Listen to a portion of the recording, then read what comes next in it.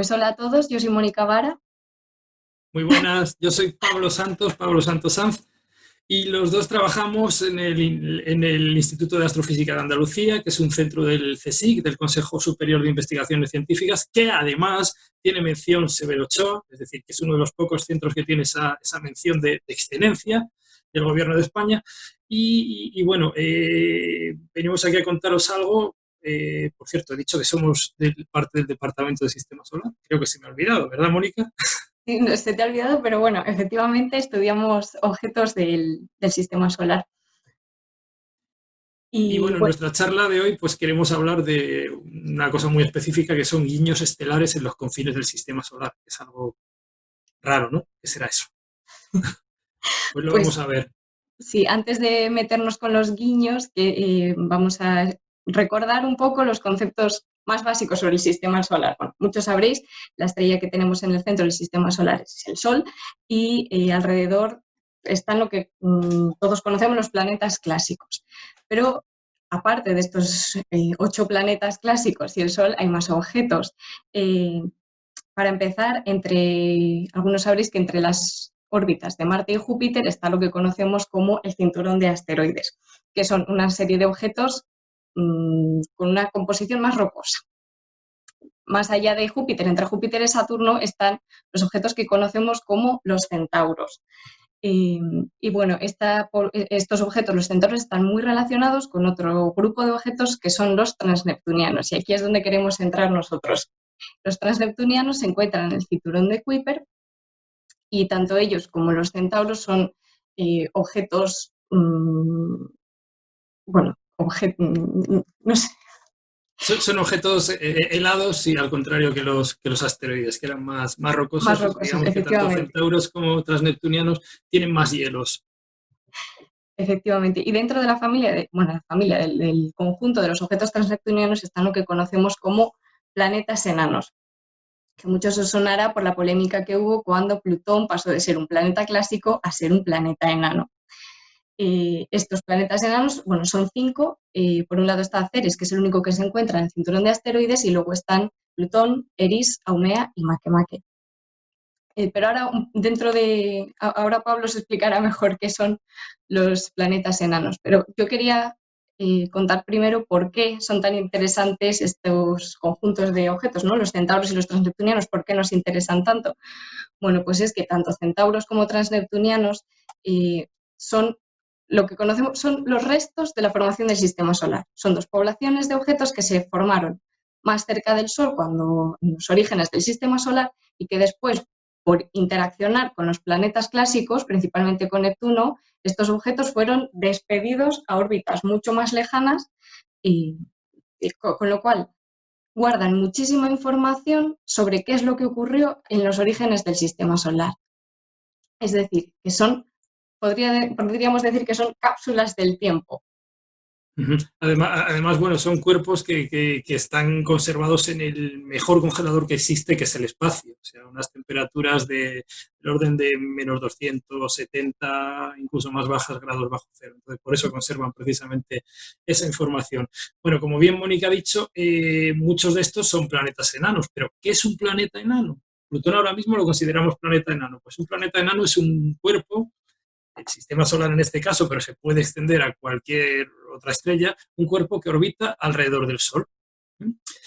Pero para ser planeta enano tiene que cumplir una condición con un nombre muy raro, que es que tiene que estar en equilibrio hidrostático. De estos dos de aquí hay uno que no nos valdría. El equilibrio hidrostático implica que el objeto tiene que tener forma, digamos, de pelota, casi esférica, por así decirlo. Además, este cuerpo no puede orbitar otro cuerpo mayor, no puede ser un satélite. Que ha salido en la diapositiva ahora no nos valdría, y no tiene que haber limpiado su órbita de objetos similares a él. Aquí tenemos, pues bueno, en esa órbita hay una serie de objetos, algunos son irregulares, por lo tanto no están en equilibrio hidrostático, no nos vale, pero los otros sí. Por eso Plutón dejó de ser planeta enano. Todos esos objetos que hay aquí ahora en la diapositiva son planetas enanos, según la definición de planeta enano, y Plutón dejó de ser planeta enano pues porque cumple todo esto, pero además no ha limpiado su órbita de objetos similares a él. Estos objetos similares a él son precisamente esos objetos transneptunianos de los que vamos a hablar en esta charla, y los que estudiamos nosotros en el Instituto de Astrofísica de Andalucía.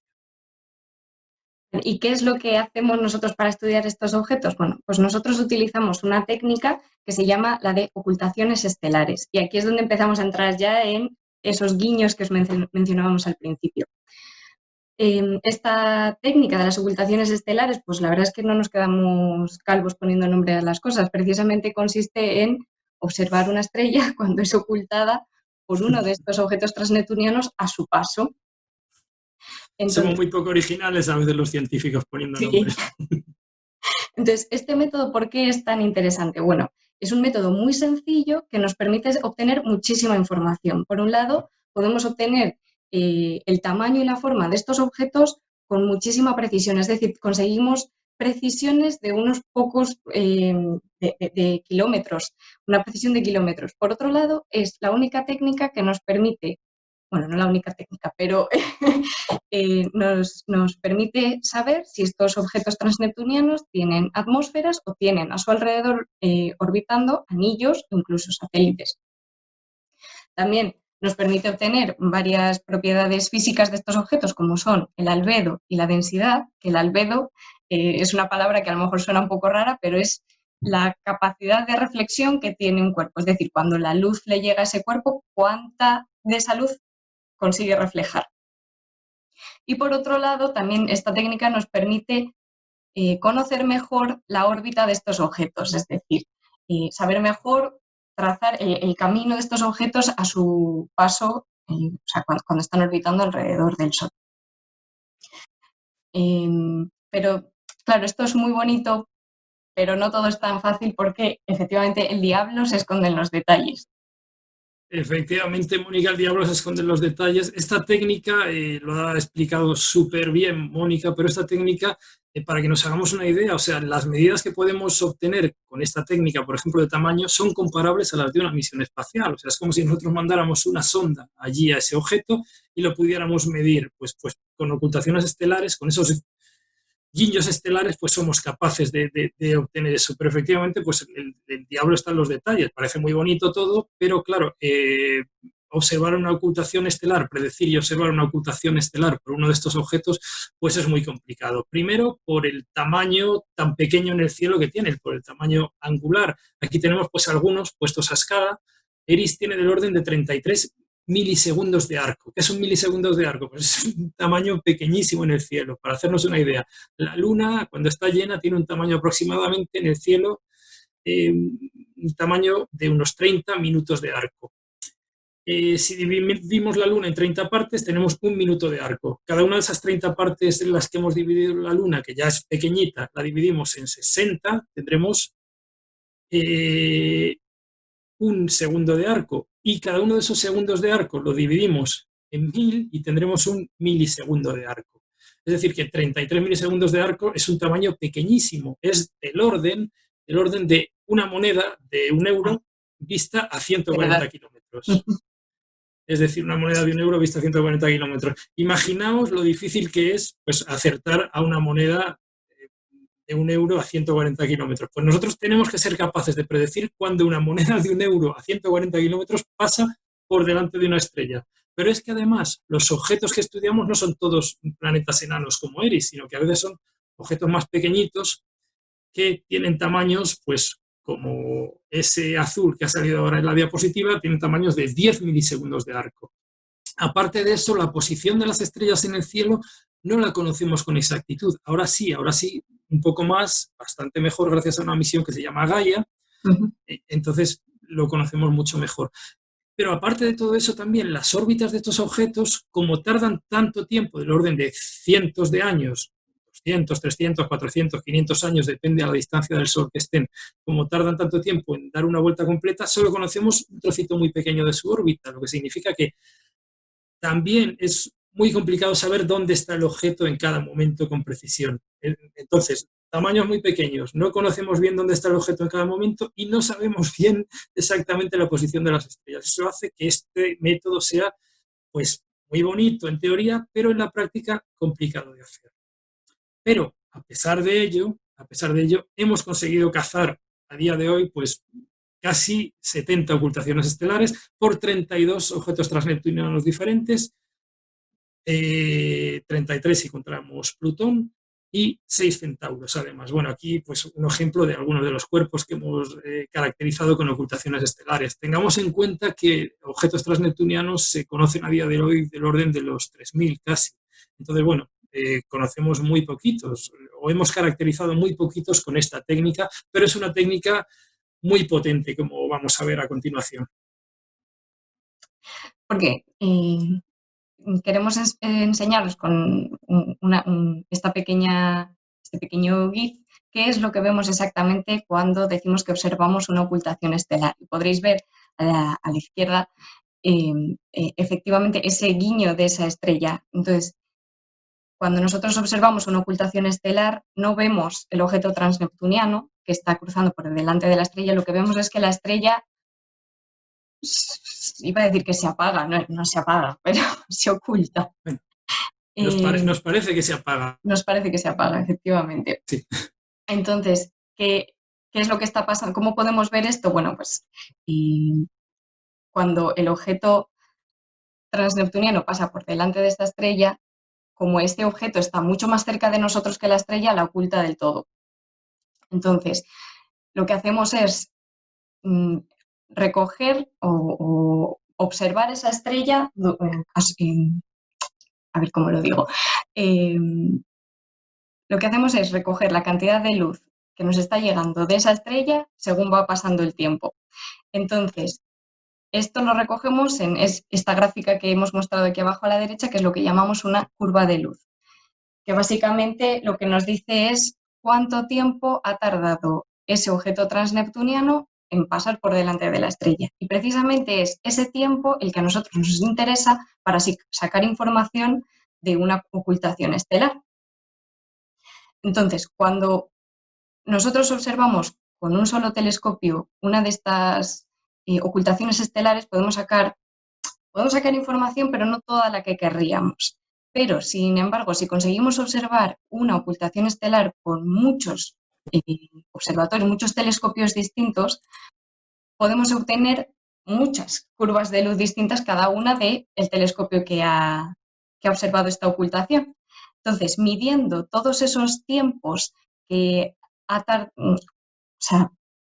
el objeto que ha ocultado la estrella para todos los observadores es el mismo, pero dependiendo de dónde esté ese observatorio, va a haber visto la ocultación, o sea, que ha tardado más esa ocultación o ha tardado menos. Entonces, medimos todos esos tiempos y lo que podemos hacer es reconstruir de alguna manera la sombra que ha proyectado ese objeto a su paso por la Tierra. Su paso por la Tierra, la sombra, no el objeto, que no sé si se entiende. Entonces, a cada una de estas mediciones del tiempo de ocultación en una curva de luz lo llamamos cuerda. Entonces, si podemos reconstruir todas estas cuerdas, luego vamos a poder unir todos los extremos de la cuerda con una forma. Solemos ajustar una elipse porque es la forma más genérica, pero más teórica y más bonita que podemos encontrar, aunque estos objetos no tienen por qué ser elipses. De hecho, cuanto más pequeños son los objetos, menos se parecen a elipses. Pero claro, los objetos que nosotros solemos observar son objetos grandes, muchos de ellos planetas enanos, y como se espera que estén en ese equilibrio hidrostático, sí que se espera que tengan forma pues o esférica o como un balón de rugby, o sea, como un elipsoide, ¿no? Eso es lo que esperamos en principio, por eso podemos ajustarlos. Obviamente, si son más pequeñitos, como muchos asteroides, por ejemplo, no podríamos hacer esa suposición. Pero bueno, efectivamente, partiendo de la suposición de que la sombra que un balón de rugby proyecta sobre la Tierra va a ser una elipse, nosotros podemos ajustar esos extremos y sacar una forma, o sea, unas dimensiones aproximadas de esta sombra, como es el caso de esta ocultación que os enseñamos aquí, que es Makemake. Y bueno, sacamos tanto la forma como el tamaño y características, como os hemos mencionado antes, como el albedo, que en este caso se encontraba entre el de Plutón y Eris. Pero bueno, de estos guiños estelares, o sea, de este guiño así hago yo con el ojo, un guiño que dura nada, no solamente podemos sacar pues, tamaños, incluso formas, sino que podemos sacar más información. Este es un ejemplo, es una ocultación de una estrellita, perdón, una ocultación de Tritón, que es un satélite de Neptuno, de una estrella. Entonces, en esta ocultación, aparte del tamaño del objeto, lo que podemos sacar es información sobre la atmósfera del objeto. Eso que ocurre aquí en esa gráfica que se ve es como, bueno, como nos explicó Mónica en las curvas de luz, primero tenemos la luz que nos llega de la estrella más el objeto que se va acercando, el objeto tapa la estrella, que es lo que se está viendo ahora mismo, pero luego en mitad de la ocultación de pronto hay lo que llamamos un flash central, una subida de brillo brutal, y eso precisamente se produce por la existencia de atmósfera. La atmósfera actúa como una especie de lente y justo cuando la estrellita está detrás, justo detrás, en el centro del objeto, la atmósfera, digamos que refracta la luz de la estrella y produce esa subida de brillo. Ese flash central nos permite caracterizar la atmósfera, saber pues qué densidad tiene y hasta qué altura llega, etcétera, etcétera. Eso, por ejemplo, se hizo por primera vez pues, con los planetas gigantes del Sistema Solar y también con Plutón. Se descubrió que Plutón tenía atmósfera pues, gracias a una ocultación estelar en la que se vio un flash central como este que tenemos aquí. Bueno, y también, como hemos mencionado antes, no solo tamaños, formas, albedos, densidades, posibles atmósferas, también hemos hablado de anillos e incluso satélites. Y ese es el caso, bueno, os estoy haciendo ahora mismo un poco de spoiler, pero yo quiero que os fijéis en la animación de arriba a la izquierda y que me digáis cuántas veces se guiña esta estrella que se va a ocultar aquí.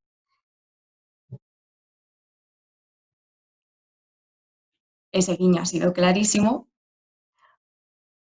Pero bueno, yo os diré que yo veo 3 guiños. Pero la solución, bueno, aquí os ponemos una pequeña animación para que veáis que no es... Todo el mundo habrá visto el guiño más largo, que es el producido por el objeto que es Cariclo. Pero es que hay otras 4 ocultaciones más pequeñitas debidas a un anillo que tiene Cariclo. Y esto, bueno, a mí me parece alucinante, la verdad. Sí, la verdad Poder que sí, reconstruir esto. porque es la única manera, o sea, podemos obtener una precisión increíble de esos guiñitos que vamos, parecen nada. A mí también me parece, como a Mónica, increíble, alucinante. Pero bueno, no es el único con anillos, ¿no?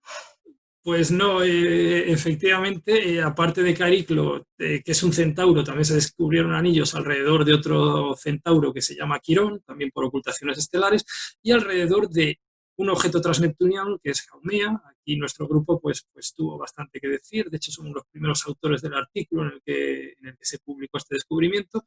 Y bueno, Haumea es un objeto transneptuniano y es también un planeta enano. Y se descubrió pues que también tenía un anillo alrededor, es decir, no solo hay anillos alrededor de los planetas gigantes del sistema solar, sino también alrededor de algún centauro y también alrededor de algún objeto transneptuniano. Y de esta ocultación pues también sacamos, como veis en la diapositiva, que Haumea era considerablemente más grande de lo que se creía, que su densidad era más pequeñita y que su superficie era menos reflectante de lo que esperábamos pues con otras observaciones que teníamos. Y precisamente de estos resultados lo que podemos deducir es que, bueno, si os acordáis que ha mencionado antes Pablo las características que necesita un planeta enano para ser considerado planeta enano, pues la densidad y el tamaño de Haumea hacen que no pueda ser considerado planeta enano porque no cumple la condición de equilibrio hidrostático, esa condición que hace que los planetas enanos tengan que ser más esferoides. Entonces, esto conlleva que la definición que tenemos ahora mismo de planeta enano debe ser revisada, por lo menos esa condición de esfericidad, la condición de equilibrio hidrostático. Vale. Exactamente. Y eso tiene mucho que ver pues, con la siguiente diapositiva, en la que pues, se hace una comparación y pues bueno, los diferentes tamaños de Cariclo, que es más pequeñito, que es un centauro, el anillo de Cariclo, que como veis también pues está mucho más pequeñito, a la escala del objeto, Haumea, que es este transneptuniano que también tiene anillo, y Plutón. Claro, Plutón se considera un planeta enano, pero si nos fijamos, Haumea, que es muy alargado, en su lado más largo mide casi como Plutón. Entonces, según lo que nos ha salido a nosotros, no estaría en equilibrio hidrostático, no cumpliría con esa condición y por lo tanto no sería planeta enano, pero está claro que por el tamaño debería de serlo. Por eso lo que decía Mónica, la revisión, hay que revisar esa definición, ese concepto de lo que consideramos pues planeta enano. Y todo esto lo hemos sacado de esos guiños, de esos guiñitos.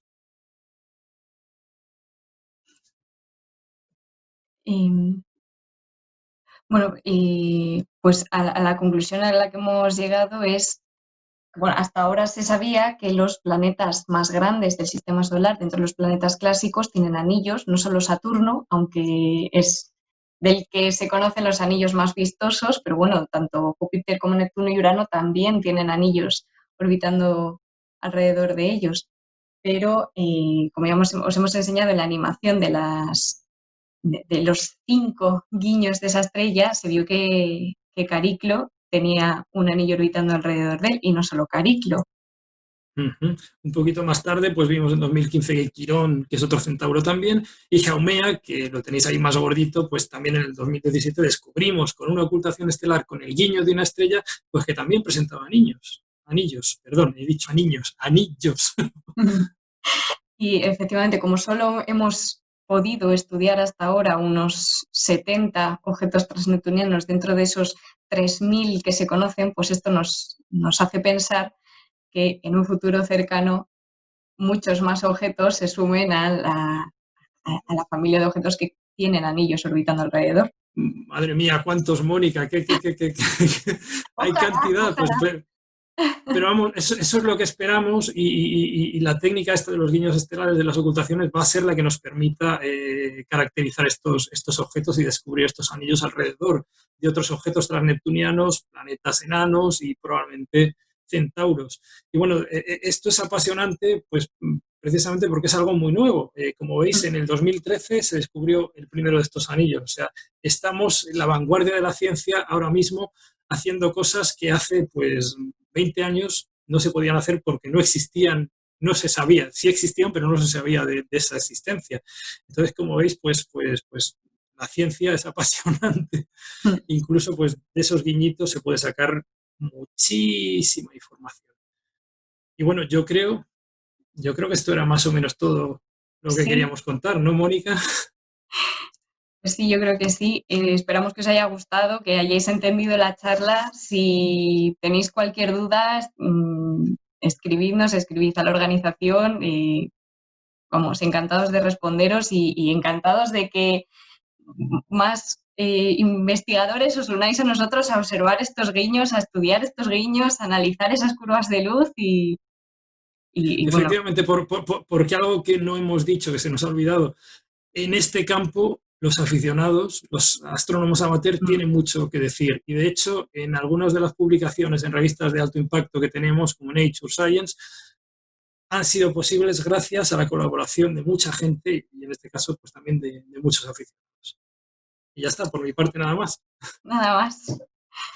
Besos y abrazos y cuidaos de la pandemia. De todo. Chao, chao. Chao.